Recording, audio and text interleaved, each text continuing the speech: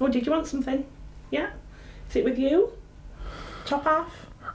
Head? Wiping? Itchy? Okay then, ears?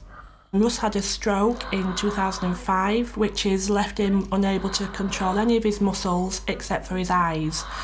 You can look up and down, but not sideways, and you can cross your eyes, which is a benefit, but we have to be very careful how we use your eyes and in what conditions we use them in. For example, the lighting in here today, we have to keep it quite dim because Russ has got double vision because he can't look sideways, so it's left him with a little bit of blurred vision, and the brightness tends to affect this, doesn't it? Yeah. Do you want to raise him? The whole leg raising? Have you got this foot, the foot plate at the bottom? Oh. I just want to see it all empty. It's that foot, isn't it? Yeah. Too much? What is it like, Russ, if you're not being able to communicate properly? Do you want to say something on that one? Yeah? Side A, side N, row N, Q, T, letter T. Basically, it's a letterboard system. We devised it while spending quite a lot of time in hospital. We realised quite early that Russ could communicate. It started off looking up for no, down for yes, and he can cross his eyes for maybe, whatever, sort of. And once we realised that Russ could hold a conversation for more than a couple of minutes, we knew we had to devise something for him to be able to chat. We went through the basic methods. We tried the Perspex board, which for Russ didn't work because he can't look up sideways and to the side and turn his head, so that was no good. And so we tried the basic letterboard systems, and unfortunately they all came on an A4 piece of paper, which for Russ is no good because, as we said, he can't look sideways, so he couldn't visually see all the letters on an A4 piece of paper. So with a bit of playing, it was a case of we was holding an A4 page to him, from him, which could he see it and he couldn't. We worked out he could see the central part of an A4 paper and no more.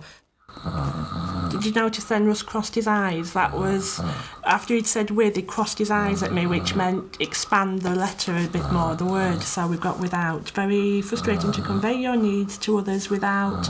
After playing around a bit, we realised that an A5 piece of paper would be a good size for us to be able to visually see the whole of. But by then, we realised he couldn't see the whole alphabet on one side of A4, so we basically just split it into two halves.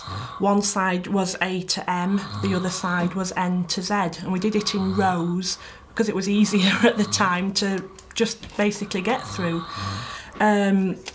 We set up the letterboard, a system. We had to check for colours. We checked for the colours, and we worked out that Russ could see red on white the best, and he could visually see that amount of alphabet from about this distance. So we'd spend many a night, didn't we, holding the letterboard together. Russ would be looking down the letterboard, and we'd start with side A, row A, so just row A, row D, row G and row J. And once he'd blinked yes to the right row, we'd then start again at the beginning of that row. So we chose row D, it would be letter D, E, F until he blinked for yes, and then we'd write down the F. We'd start again, side A. If he said no, we'd turn over to side N. We'd go down and across till we got the next letter, and then again, start again. And after probably no more than a month, Russ could fly through it. He didn't need the letterboard. I'm still struggling to work it out, but you knew it, didn't you? Which made it a bit easier for me. And after a while, we could both do it from memory. And just, although when Russ is deciding to do a nice long epic for me. I still write it down, because otherwise we both sometimes forget where we're up to, or you might want to edit what you've said, and basically that's how we've worked it out. Letter A, B, board, as in the letterboard, yeah. More to the sentence. So very frustrating. You have to convey your needs to others without, very frustrating to convey your needs to others without an alphabet board.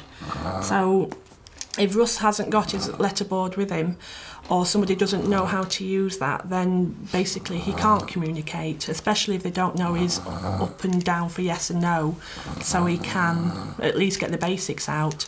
So it would be very frustrating for him for that. Yeah? What did it mean to you when you finally devised this system? What impact did that have on your life? Yeah, you ready? Side A, row A, letter A, on its own, breath of fresh air. There you go, you see. I've got a breath of fresh air. I couldn't believe it. I went J, K, L, M, balmy, chatting non-stop for ages. You, as in me, and you, war, O, out, letter A, on its own, pen a day. Yes, you did, you talked for ages, didn't you? Yeah, about everything. I think more than anything, the best thing it did for us as well was let other people realise he was still there.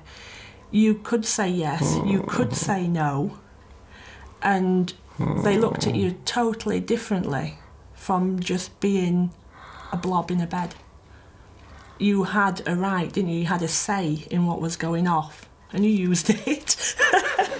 But yeah, I think that you just talked about everything, didn't you? As everything came flooding back to you and you was chatting, it allowed you to be you again.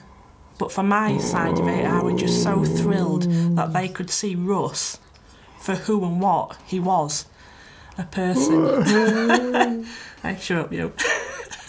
What did it mean to you to be able to communicate with Russ again?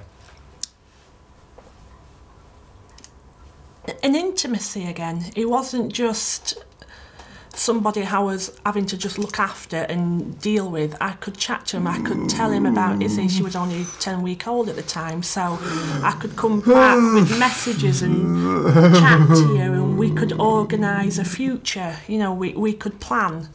Whereas before it felt very one-sided, that I was having to take charge and answer questions that I might not have fully worked, you know, that might have been what Russ wanted. I had to sort of second guess that that's what he wanted, but now I had his backup and he could tell me what he wanted, and if I wasn't quite on the ball, or you could tell me what we needed to change, and so it worked. It was lovely for that. Yeah, it made it more equal again. You can't really use emotion in your communication because of Russ's lack of muscle movement. His face is very straight, and sometimes we will say he's having a straight face day where there's no movement at all, and so it's very hard to read what he's trying to tell us. And sometimes when he's writing, because it's a bit like reading a text message, there's no emotion in it, it's very hard to sometimes work out exactly how he's telling us something. So we have to go over the question a few times in different ways to maybe ask and make sure we've got the right emotion in there for what he's trying to tell us. But would you say there's any more? No? Except for your crossed eyes, which comes in handy. So once he realised he could cross his eyes, that opened up a little bit more to how we could use it as with grammar, or it meant we could go back a step, we could expand on a word. It enabled us, when we were using as predictive text, to, if he got the word THE for the, and we thought it was going to be there, we could then ask, and he'd, you know, is it the, and he'd cross his eyes. We knew it was going to be something on the end of it, so it could be there or them, and knowing what the sentence was looking like, we could maybe put that in for him and save Russ a little bit of time, and then we could get on with the next question or the next sentence that little bit quicker. As we've evolved our letterboard system, Russ does tend to use a bit of text speak, don't you? He will shorten a word down. If he's saying you, he will just write the letter U. Or I want to see something on telly, it will be the letter C, which is good if you know he's going to use it, but can throw people who are new to the board because they're expecting a full word and he's come out with a little abbreviation instead. Right. Is it something similar to the funny poem thing? No, is it about school? Right, side A. Russ, can you talk a bit about how you had to wait for Izzy to become literate so she could understand the letterboards before you could communicate with her properly? Yeah. Side A, side N. It was worth the wait. What, being able to chat to her? Yeah. So Point of literacy. whole It was hard waiting for Izzy, getting her to the point of literacy, but it was worth the wait. So you could chat and do. Between Izzy being able to chat to her dad, we spent a lot of time sort of like making conversations between them. When she came in from school or came in from her grandma's, I'd be going there and say to Daddy, and then once she'd said that, she'd come back out, or we'd sit as a family and we'd do a bit of reading together. So there was always a conversation going on, but probably sometimes they didn't realise there was one, but I was always trying to make sure there was a chat between them at some point. Or I'd turn around and one time and say, look Izzy, Daddy said he wants you to have this or do that, and I'd make sure Russ was always included in whatever we chose for Izzy. He had his say, didn't you? Well, sometimes I talk to Daddy about school, and when I go to parties, he like says, did you, like, what's the worstest thing that happened at the party, or like, what's the greatest thing that happened? And sometimes he talks to me like about swimming and stuff, and I like doing it because I like spending time with my dad and talking to him. Because if I didn't speak to him, it wouldn't be very nice, because we couldn't like have a like family moment and talk to people so much, and then like other people couldn't speak to their people, and if Daddy didn't have a stroke, it would be quite easier, but even if he does have a stroke, it's still nice to speak to him.